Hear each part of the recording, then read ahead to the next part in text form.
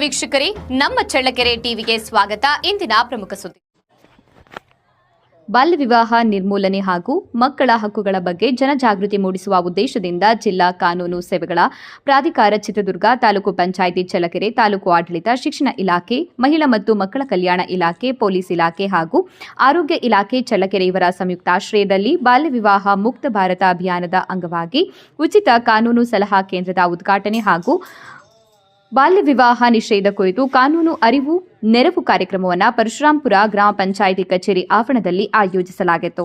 ಕಾರ್ಯಕ್ರಮವನ್ನು ಅಪರ ಜಿಲ್ಲಾ ಮತ್ತು ಸತ್ರ ನ್ಯಾಯಾಧೀಶರಾದ ವೀರಣ್ಣ ಸೋಮಶೇಖರ್ ಉದ್ಘಾಟಿಸಿ ಮಾತನಾಡಿದರು.